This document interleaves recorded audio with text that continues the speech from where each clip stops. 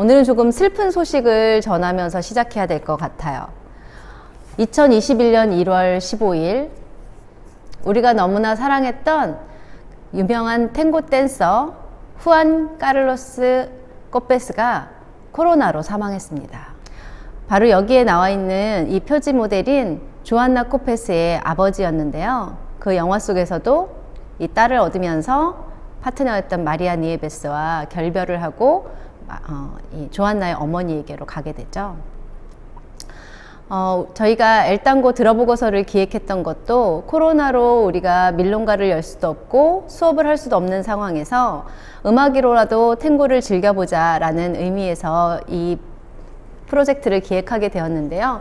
너무나 안타깝게도 역사 속에 전설로 남게 된 후안 카를로스 코페스의 죽음을 맞이해야만 하는 슬픈 현실이네요. 부디 역사 속에 오래도록 남아있을 후안 카를로스 코페스의 명복을 빕니다.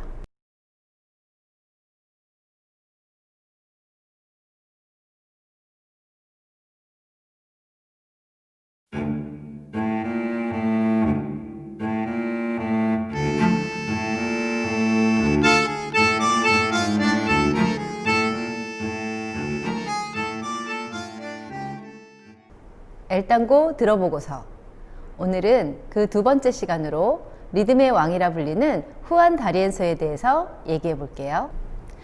리듬의 왕이라 불리는 후안 다리엔소는 1900년 12월 14일 부에노스아이레스의 콩그레스 근교에서 이탈리아 출신의 돈 알베르토 다리엔소와 아말리아 아멘돌라의 세 아이 중 장남으로 태어납니다. 후안은 어린 시절 내내 그리고 그가 성공할 때까지 법학을 공부하기를 원하는 그의 아버지와의 불화를 견뎌야 했습니다. 탱고는 미래가 없다고 생각했던 아버지는 그의 뒤를 이어 농업 생산 공장의 소유주가 되기를 원했죠. 그러나 아이러니하게도 후안의 형제들 모두 음악에 빠져듭니다. 후안은 12살 때부터 바이올린을 연주하고 형제 에르나니는 드러머이자 피아니스트로, 누이 조세피는 피아니스트이자 소프라노로 성장하게 됩니다. 여기에는 어머니 아말리아의 역할이 컸는데요. 돈과는 달리 그들의 음악성을 인정하고 격려하여 후안이 겨우 8살 때 마스카니 음악원으로 그들을 보냅니다. 그렇지만 후안은 아버지 일을 도와 훌륭한 영업사원으로서 사업수완을 발휘하기도 하죠. 12살 때부터 재즈 바이올린을 연주하던 후안은 같은 10대인 멋진 피아니스트 앙헬 다고스티노와 만나 평생의 우정을 맺게 됩니다. 그들에게 처음 주어진 일은 일요일 오후 동물원에서 연주를 하는 것이었는데요. 거기서 만난 세 번째 친구, 플룻 연주자 카를로스 비앙치와 함께 데뷔를 하게 됩니다. 그들은 스스로를 아세스 델 땅고라고 부르는데요. 아세스가 뭐였지? 탱고의 에이스들이라고 스스로를 불렀던 거죠. 하지만 겨우 사배소를 받으며 초라한 인형극장에서 연주를 시작하게 됩니다. 1917년 후안은 구아르다 비에아 시대 저명한 땅고 작곡가이자 바이올린 연주자 그리고 오케스트라의 감독인 카를로스 포사다스를 만나게 됩니다. 비록 1년 후인 1918년 포사다스가 33세의 나이로 세상을 떠나지만 그의 조언과 도움은 후안이 탱고 음악가로 성장하는 데 큰 영향을 미치게 되죠. 18세에 본격적으로 탱고를 시작해 1년 만에 국립극장 테아트로 나시오날에서 알베르토 노비온의 희극 엘 까바레 몽마르트에 합류해 다고스티노와 함께 연주를 하는데요. 이때부터 너무나 유명한 곡 로카를 아름답게 부르는 동갑내기 친구 에비타 프랑코와도 함께 했죠. 나중에 그가 그 공연을 회상할 때 땅고 깐쟁계의 전설이었던 땅고 댄서 엘 모루초와 그의 파트너가 함께 공연을 했다고 댄서의 이름을 언급하는 인터뷰가 있었는데요.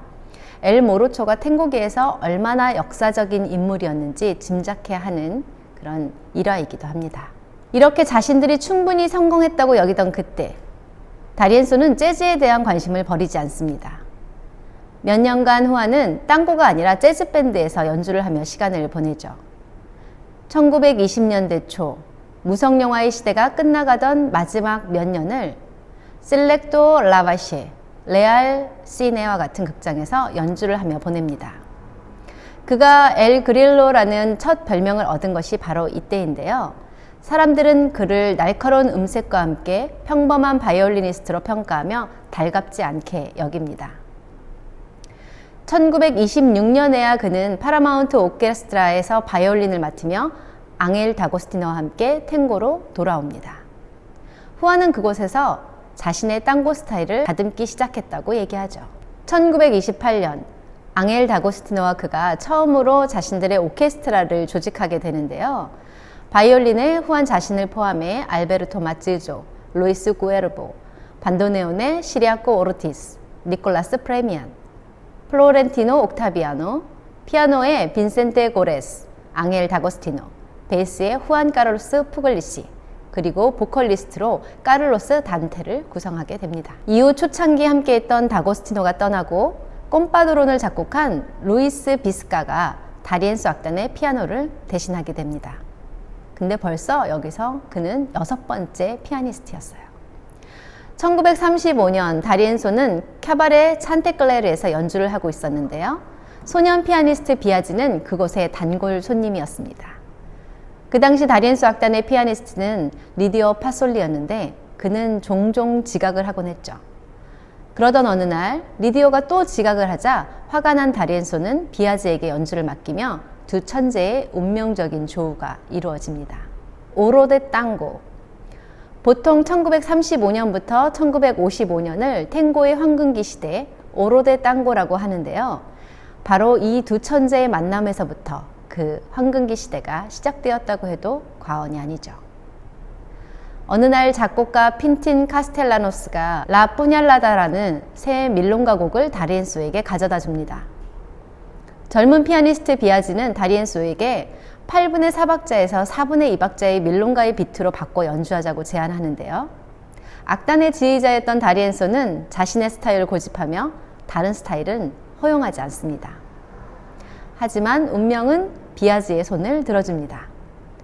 사실 다리엔소도 종종 캬바레에 늦게 도착하는 일이 있었고 그런 날 오케스트라는 지휘자인 다리엔소 없이 워밍업을 해야 했는데요. 그러던 어느 날 뒤늦게 캬바레로 뛰어들어오던 다리엔소는 캬바레 안을 가득 채우는 박수와 환호 소리를 들어야 했습니다. 비아지의 리드에 4분의 2박자로 리드미컬하게 연주되는 누에베 데 훌리오를 듣게 된 젊은 댄서들은 열광했고 이 새로운 비트에 쉬지 않고 춤을 추는 바람에 다리엔소는 밤새 이 연주 스타일을 고수해야 했죠. 비아지의 리드미컬하고 공격적인 스타일이 가미된 다리엔소 오케스트라는 땅고를 댄서들에게 돌려줬다는 평가를 받습니다. 젊은 댄서들은 다리엔소의 리드미컬하고 긴장된 업템포의 음악에 춤추는 것을 즐겼고요. 탱고씬 전체에 다시 활기를 불어넣었습니다.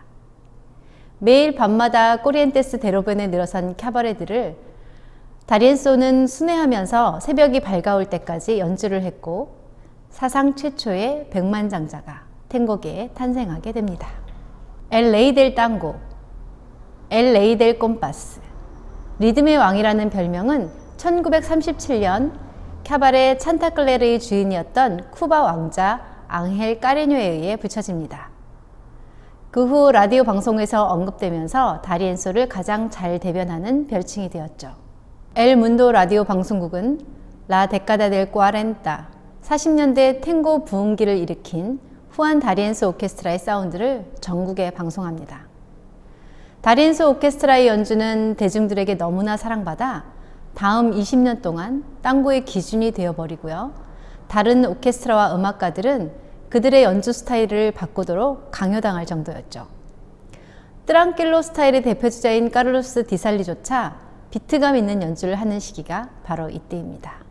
이렇게 성공가도를 달리던 다리엔소 오케스트라에서 비아지가 떠나는 사건이 1938년 벌어집니다. 두 천재가 함께 작업한 지 3년 만에 일어난 일이죠. 어느 날 밤 밴드가 발스곡인 라그리마스 이 손리사스를 연주하고 있을 때 비아지가 미친 듯 연주를 했고 청중은 비아지가 그의 자리에서 일어나 인사를 할 때까지 그에게 매우 큰 환호와 박수를 보냅니다. 이걸 본 다리엔소가 비아지에게 걸어와 그에게 속삭이죠. You are fire. 이 구역의 스타는 나야. 결국 1938년 비아지는 자신의 오케스트라를 만들어 나갑니다.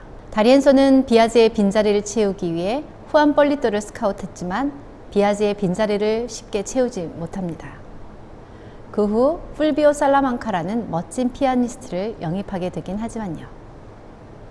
지금도 남아있는 다리엔소의 지휘 영상을 보게 되면 다른 지휘자들과는 달리 메인 악기에 가까이 다가가 그들을 거의 괴롭히면서 더 활기차게 연주하라고 요구하거나 시선을 뺏는 장면을 쉽게 볼 수 있는데요. 자신이 꼭 스타가 되어야 했던 다리엔소의 성격을 엿볼 수 있을 겁니다. 자신이 그래야만 했던 이유가 있다고 주장하는 인터뷰를 하기도 했는데요. 1930년대 초반 땅고의 인기가 시들했던 시기가 있었다고 합니다. 땅고 오케스트라의 지휘자나 연주자들이 인기 있는 스타 가수의 반주자 역할에 지나지 않았기 때문에 땅고가 쇠퇴할 수밖에 없었다고 여겼던 다리엔소는 역으로 가수들을 후렴에 잠깐만 등장하게 하고 악단을 부각시킨 거라고 주장하죠. 다리엔소 악단은 5개의 바이올린, 컨트라베이스, 5개의 반도네온, 가수, 그리고 피아노로 구성된 대규모 악단인데요. 그는 더 작은 오케스트라와 연주한 적이 거의 없었고 종종 훨씬 더 큰 오케스트라와 연주합니다. 멤버가 많기도 했지만 독선적인 그의 태도 때문에 멤버들이 자주 바뀌었다고도 합니다. 그의 이런 엄청난 명성에도 불구하고 우루과이 이외에 외국에서 연주한 적이 거의 없는데요. 국민 가수였던 카를로스 가르델이 비행기 사고로 사망한 후 다리엔소는 비행기를 타는 것을 두려워해 해외 투어를 하지 않았다고 합니다. 일본 천황이 백지수표를 보내며 연주하기를 청하지만 거절하고요. 잠수함을 보내주겠다고 해도 거절을 하죠. 결국 다리엔소 없는 다리엔소 오케스트라가 일본에서 연주를 하는 해프닝이 일어나기도 합니다. 1928년부터 1975년까지 47년이라는 놀라운 세월 동안 천여 개의 탱고, 밀롱가, 빠른 발스를 녹음했고 46개의 땅고곡을 작곡한 후안 다리엔소는 1976년 1월 14일 76세의 나이로 세상을 떠납니다. 지금은 부에노스아이레스의 라 차카리타 묘지에 안장되어 계십니다. 피쉬의 원픽, 다리엔소와 같이 작업했던 많은 가수들이 있는데요. 가장 특징적인 알베르토 에차구에의 파시엔샤를 추천해 드릴게요. 다행히 이 둘이 우루과이를 방문했을 때 TV 방송국에서 이들의 공연을 촬영했던 녹화 영상이 남아 있습니다. 이 영상을 보시면 도대체 다리엔소가 어떤 스타일로 지휘를 했는지, 다리엔소가 얼마나 지휘를 하면서 악단들의 그 멤버 한 명 한 명에게 가서 어떤 스타일로 지휘를 하면서 압박을 했는지, 또 가수가 노래를 부를 때조차도 자신에게 시선을 항상 이렇게 끌기 위해서 노력을 했는지, 그 모습을 실제로 볼 수 있는 흑백 영상이 있어서 오늘은 제가 이 영상을 추천을 해드릴 거거든요. 왜 이 사람이 리듬의 왕이라고 불리는지 이 영상을 보시면 확인하실 수 있을 겁니다. 오늘은 2가지 영상을 추천해 드릴 건데요. 나머지 하나는 라 다리엔소라는 현존하는 오케스트라의 영상입니다. 물론 이름에서 짐작하실 수 있겠지만 후안 다리엔소 오케스트라를 기념해서 만든 현대악단입니다. 이 현대악단의 연주에 조나단 사베드러와 클라리사 아라곤이라는 가장 핫한 영한 댄서들의 공연 영상을 추천해 드릴게요. 이게 1935년, 38년 이 정도에 녹음됐던 그때 그 당시에 만들어졌던 음악이 지금 90년이 지나서 왜 젊은 음악가들에 의해서 다시 연주되고 왜 다시 젊은 댄서들에 의해서 춤으로 다시 표현되는지 눈으로 감상하실 수 있을 겁니다. 음악으로, 춤으로 2가지 영상 오늘은 추천해 드릴게요. 즐겁게 감상하세요. 자, 다음 편은 트랑킬로 음악의 선두주자였던 오스발도 프레세도에 대해서 얘기해 보도록 할게요.